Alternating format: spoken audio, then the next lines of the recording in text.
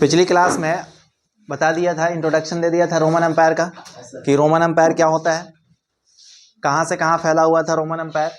सबसे पहले थोड़ा डायग्राम के साथ देख लेते हैं ताकि अच्छे समझ में। हम लोग कहाँ रह रहे हैं? इंडिया। हम लोग इंडिया में रह रहे हैं, यहाँ पर है ना। इंडिया अच्छा बनेगा? ये सर बहुत अच्छा बना। चलो देखते हैं बनता है कि नहीं। अच्छा बन गया। अच्छा देखो, इस इंडिया के सामने इस तरफ आओगे, ऐसे इधर आओगे, यहाँ पर इसके इस तरफ थोड़ा सा आओगे तो यहाँ पर तुम्हें दिखेगा अफ्रीका, जो कि आज का अफ्रीका है ये।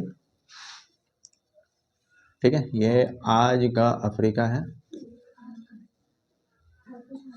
कल का भी अफ्रीका था। देखो देखो, ये अफ्रीका है। थोड़ा सा अच्छा नहीं बना है लेकिन कोई बात नहीं। देखो ये अफ्रीका है। हाँ हंसो नहीं। इसके सामने ऊपर यहाँ पर जाओगे तो यहाँ पर मेडिटेरेनियन सी है, भूमध्य सागर। याद है कुछ? भूमध्य सागर। इसके इधर जाओगे तो ये यूरोप वाला एरिया है। यहाँ पे इटली, इटली यहाँ पे निकला हुआ है। और ये ऐसे मान लो यूरोप है, यूरोप का नक्शा थोड़ा बहुत ऐसे ऐसे बना लो यार, कुछ कुछ। ठीक है, ये इस तरफ से ऐसे आया, ऐसे। यहाँ पे इजिप्ट है, इजिप्ट के इधर ये अरब है ना, अरब कंट्री है, अरब कंट्री ऐसे। ठीक, बाकी इधर देख लेते हैं, ये रसिया वगैरह है, उससे मतलब नहीं है। ये अपना इंडिया रहा जो हम लोग यहाँ पर देख रहे हैं। ठीक है, ये यहाँ पे अरब है, अरब के सामने यहाँ पर देखो तो यहाँ इस साइड ईरान है। ठीक है, ईरान है। अच्छा, अभी जो तुम लोग देख रहे होगे इजराइल और पैलेस्टाइन है ना, इजराइल और फिलिस्तीन वाला कहानी चल रहा है, वो यहाँ पे चल रहा है। देखो ये वाला, ये रीजन है। ठीक है, ये रीजन जो है वो इजराइल और पैलेस्टाइन है, यानी फिलिस्तीन है, जिसको हिंदी में बोल देते हैं फिलिस्तीन। ठीक है, फिलहाल हम रोमन एम्पायर पे चलते हैं। ये पिछले क्लास में देख लिया था कि रोमन एम्पायर यहाँ है ना। ये एक और चीज ध्यान रखना, ये जो नॉर्थ यूरोप है, ये जो यूरोप है, यूरोप के इस वाले एरिया में दो नदी बह रही है। एक नदी का नाम है राइन। क्या नाम है? राइन। और एक नदी का नाम है डेन्यूब। ठीक है, नदी सुना सुना सा लग रहा है ना, राइन नदी और डेन्यूब नदी, ये इस तरफ बह रही है। इधर देखो, हाँ हंसो नहीं, यहाँ देखो ये अफ्रीका है। अफ्रीका का ये वाला एरिया जो है ना, सहारा कहलाता है। क्या कहलाता है? Sahara desert. ठीक है, ये ऊपर वाला नॉर्थ वाला और ये वाला हिस्सा सहारा डेजर्ट कहलाता है।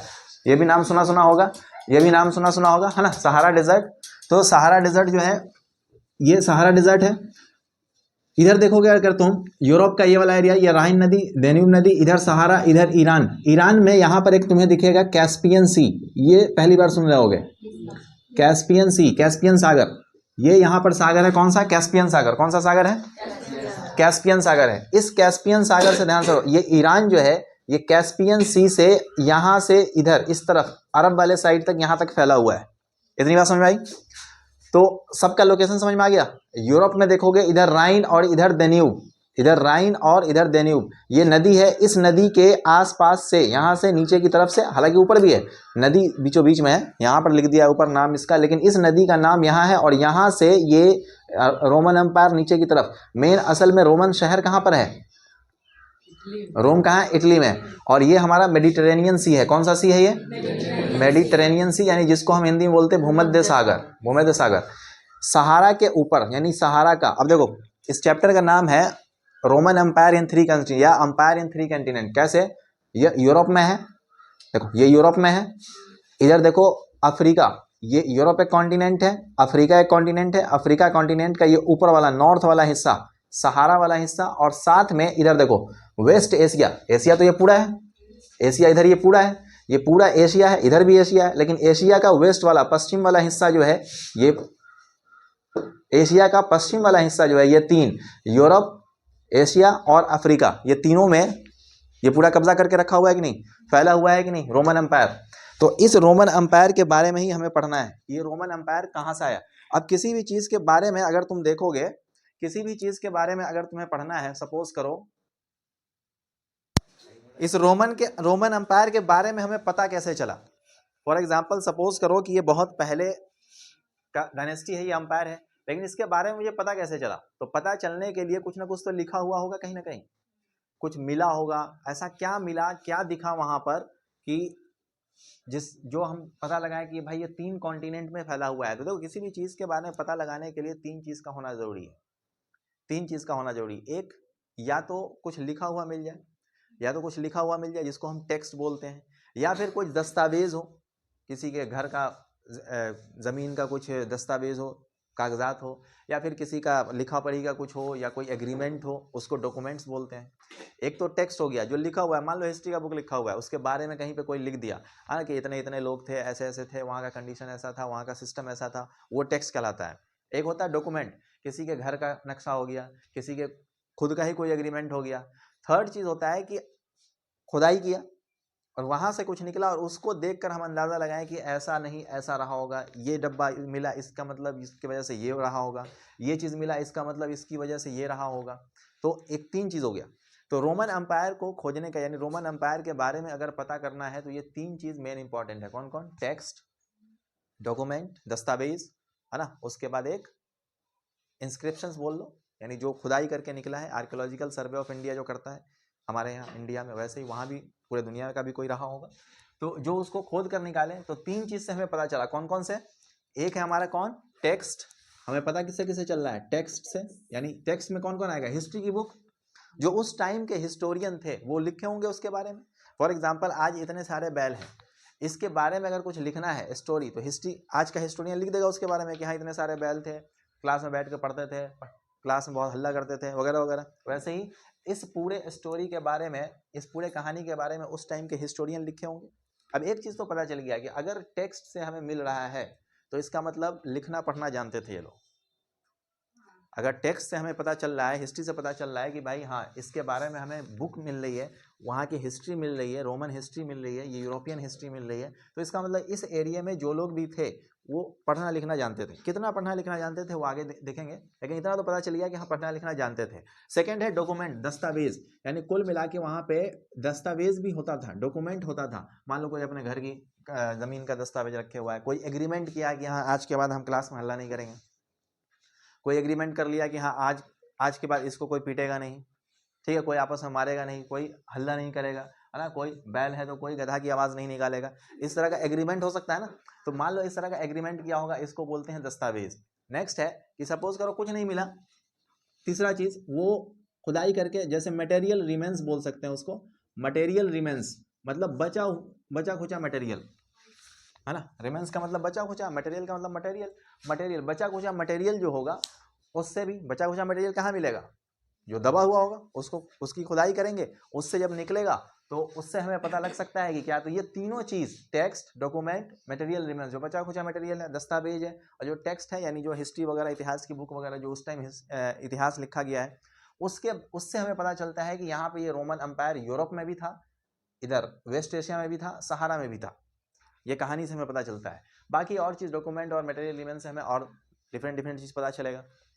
अब देखो रोमन एम्पायर तीन तरीके से हम देखो, एक था Roman republic, republic of Roman, दो चीज़ें, एक रिपब्लिक ऑफ रोमन, एक है Roman empire. Republic of Roman थोड़ा छोटा था।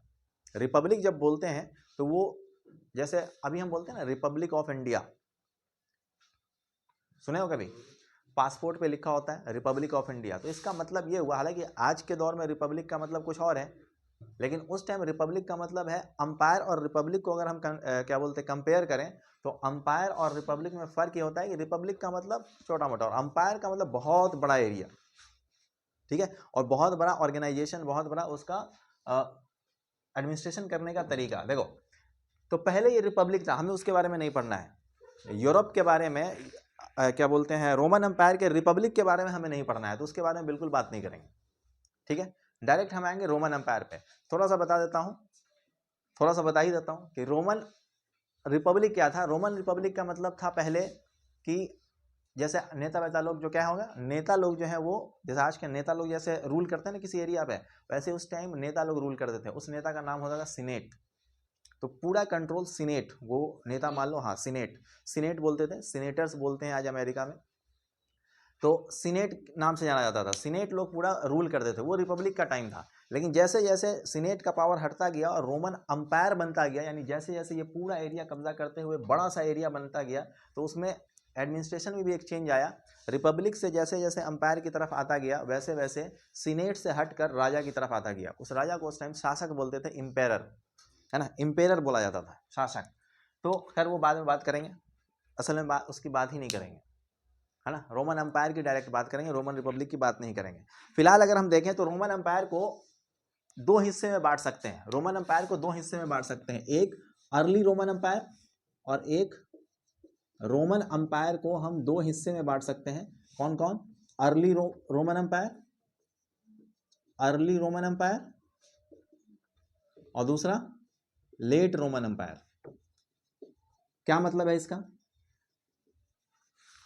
अर्ली रोमन अंपायर और लेट रोमन अंपायर, जो इंट्रोडक्शन में बताया था फर्स्ट सेंचुरी से, है ना, फर्स्ट सेंचुरी से अगर देखो 27, अगर मैं बोलूं एग्जैक्ट, यहां तक देखो, अगर मैं तुम्हें एग्जैक्ट डेट बताऊं तो 27 से 13 एडी तक, 27 बीसी से 13 एडी तक, इसको बोलते हैं रोमन एम्पायर। बिल्कुल याद मत रखना इसके बारे में। और इसके बाद जो होगा वो सब क्या होगा? लेट रोमन एम्पायर, यानी जो बाद में आया वो क्या है? Late Roman empire. और जो अर्ली पहले आ गया उसको क्या बोलते हैं? Early Roman empire. इतनी बात समझ में आ गई? अब सीधे हम कहानी पे चलते हैं कि इसके बारे में कहानी कैसे हम स्टार्ट करेंगे। इस चीज के बारे में तो हमें पता चल गया, इस चीज के बारे में पता चल गया, लेकिन जैसे जैसे एक 3 प्लेयर इसमें समझ लो, ऐसा समझ लो प्लेयर के बारे में कि एक रोमन एम्पायर में एक होगा एम्पेरर, एक होगा एम्पेरर, एक होगा सीनेट और एक होगा आर्मी, है ना। 3 प्लेयर मान लो, रोमन एम्पायर में 3 प्लेयर हैं। खेलने वाले कितने लोग हैं? 3 हैं। एम्पेरर है, सीनेट है और आर्मी है। तो एम्पेरर मतलब राजा, सीनेट का मतलब नेता मान लो, और आर्मी का मतलब जो आर्मी। पहले स्टार्टिंग में ये सीनेट बहुत पावरफुल था, सीनेट बहुत पावरफुल था। कब? रिपब्लिक के टाइम में, रोमन रिपब्लिक के टाइम में, जब ये अंपायर नहीं बना था तो ये बहुत क्या था? पावरफुल था। बाद में ये एम्पेरर आया और इसका पावरफुल धीरे धीरे पावर जो है धीरे धीरे खत्म हो गया। किस चीज का? एम्पेरर के आने के बाद। एम्पेरर के आने का सबसे पहला एम्पेरर जो था ऑक्टोवियन का नाम सुने हो? अच्छा, जूलियस सीजर का तो नाम सुने होगे। जूलियस सीजर नहीं सुने हो? मूवी भी नहीं देखे हो? जूलियस सीजर का बेटा था ऑक्टोवियन। क्या नाम था उसका? ऑक्टोवियन। ऑक्टोवियन का वैसे तो उसका नाम था, अपना बेटा नहीं था, एडॉप्टेड सन था, यानी गोद लिया हुआ बेटा था। कैसा था? गोद लिया हुआ बेटा था। तो गोद लिया हुआ बेटा, उसका नाम था ऑक्टोवियन। बाद में उसी को हम लोग अगस्तस के नाम से जानते हैं, अगस्तस। ठीक है, अगस्तस। ऑक्टोवियन का ही दूसरा नाम क्या है? अगस्तस है। तो अगस्तस जूलियस सीजर का बेटा था जो रूल किया। हालांकि जूलियस सीजर भी उस टाइम राजा ही था, बहुत अच्छा राजा था, लेकिन उस टाइम ये राजा लोग उतना कंट्रोल नहीं करते थे, ये सीनेट लोग ज़्यादा कंट्रोल करते थे, ये ज़्यादा पावरफुल हुआ करते थे। लेकिन जैसे जैसे जूलियस सीजर के मरने के बाद जब यहाँ पे अगस्तस अपने गद्दी पे बैठा तो ये अपने आप को पावरफुल बनाना स्टार्ट किया। कौन? अगस्तस। अगस्तस जो है अपने आप को पावरफुल बनाना स्टार्ट किया, अगस्तस। इसका दूसरा नाम क्या था? ऑक्टोवियन। क्या नाम था उसका? ऑक्टोवियन। तो ये पावरफुल बनता गया, और पावरफुल इसके बनने के चक्कर में क्या हुआ? ये सीनेट को धीरे धीरे। लेकिन एक चीज और ध्यान रखना, अगर तुमसे ये पूछा जाए कि रोमन अंपायर में पीसफुल अंपायर या पीसफुल टाइम, पीस टाइम किसको बोला है? शांति का टाइम किसको? तो इसी को बोला गया है। अगस्तस के टाइम जब ये राजा बना तो हमला करके सबको जीत जात के उसके बाद बिल्कुल आराम से जिया, बिल्कुल पीसफुल, कोई हो हंगामा नहीं, कहीं लड़ाई झगड़ा नहीं, कोई तू मैं कुछ नहीं, एकदम बहुत प्यार से आराम से पूरा फैला हुआ था ही, आराम से फैला कर उसके बाद आराम से बिल्कुल शांति से बैठा रहा, ज़्यादा झगड़ा उगड़ा इसका। इसीलिए इसको कहा जाता है, इसका जो शासन करने का टाइम था, रूल करने का जो टाइम था, वो टाइम कहलाता है टाइम ऑफ पीस या पीरियड ऑफ पीस, यानी पीस का पीरियड था, ये ड्यूरेशन था वो। इतनी बात समझ में आई? अब अगर मैं बात करूं थोड़ा सा इसके बारे में, देख लेते हैं कि इन दोनों में कंपेयर कर लेते हैं। किसके बारे में? एक है रोमन एम्पायर और एक है ईरानियन एम्पायर। यह है ईरान। यहाँ पर देखो, यहाँ पे अगर रोमन एम्पायर पनप रहा है, इस तरफ रोमन एम्पायर पनप रहा है, यहाँ पे रोमन एम्पायर पनप रहा है, साथ में यहाँ ईरान में ससानियन डायनेस्टी या ईरानियन डायनेस्टी बोल सकते हैं। इन दोनों में क्या फ़र्क है?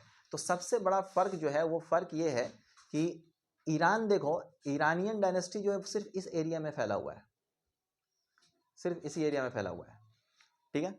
और ईरानियन में क्या है, रोमन एम्पायर में कौन है, यहाँ देखो यहाँ भी फैला हुआ है, इस एरिया में भी फैला हुआ है, इस एरिया में भी फैला हुआ है। यानी कुल मिला के इधर वेस्ट एशिया, एशिया का पश्चिम वाला हिस्सा भी लिया हुआ है, अफ्रीका का हिस्सा लिया हुआ है, नॉर्थ अफ्रीका। यहाँ क्या डिफरेंस होगा, सबसे बड़ा डिफरेंस होगा डाइवर्स पॉपुलेशन। यहाँ पर देखो यूरोपियन लोग भी होंगे, अफ्रीकन लोग भी होंगे, एशियन लोग भी होंगे। ईरान में कौन होगा, सिर्फ ईरानियन लोग, सिर्फ ईरानियन लोग। हिस्ट्री में कई बार बताया है कि जहाँ पर डाइवर्सिटी नहीं होता है वो एरिया बहुत खतरनाक होता है, जहाँ पे डाइवर्सिटी नहीं होता है वो एरिया बहुत खतरनाक होता है। कैसे, एग्जाम्पल के तौर पे आज के दौर में अगर तुम देखोगे, अगर कोई सिर्फ हिंदू कंट्री है, जिस कंट्री का सिर्फ धर्म यह है कि सिर्फ वो हिंदू कंट्री अगर है तो वो जमेगा नहीं, वो उखड़ जाएगा दुनिया से। अगर कोई सिर्फ मुस्लिम कंट्री है ना, जिसमें सिर्फ मुसलमान के रहने का ही अलाउड है, या अगर कोई है तो उसके लिए कोई नियम कानून नहीं है, अगर दूसरे धर्म के हैं तो वो टिकेगा नहीं, वो ज़्यादा दिन टिकेगा नहीं, वो खत्म हो जाएगा वो देश। वैसे ही देखो, क्या ये टिकेगा ज़्यादा दिन, क्या ये रूल कर पाएगा, उभरेगा लेकिन फिर तुरंत नीचे गिर जाएगा। इसकी तरह नहीं, यूरोप की तरह नहीं, रोमन एम्पायर की तरह ज़्यादा दिन नहीं टिकेगा। इसके साथ भी वही होता है। ये देखो, ये बहुत दिनों तक, बहुत ज़माने तक ये रूल करते हैं। क्यों? क्योंकि यहाँ देखो अलग अलग लोग हैं, यूरोप के लोग हैं, ईरान के लोग, इधर एशिया के लोग हैं, और इधर अफ्रीका के लोग हैं। हर तरह के लोग हैं यहाँ पर, हर तरह के लोग हैं। यूरोपियन देख लो, अफ्रीकन देख लो, एशियन, तो अलग अलग कल्चर होगा कि नहीं होगा। यहाँ का कल्चर अलग, यहाँ का कल्चर अलग, यहाँ का कल्चर अलग, यहाँ का पहनावा अलग, यहाँ का पहनावा, सब जगह का पहनावा अलग, खान पान सब कुछ, बोल चाल सब लोग सब कुछ अलग। अगर ये बोल चाल अलग है तो लैंग्वेज कौन सा बोला जाएगा। अब देखो, रोम में बैठा हुआ है कौन, अगस्टस, या इसका जो भी आगे का राजा आएगा, यहाँ आकर बैठा हुआ है रोम में।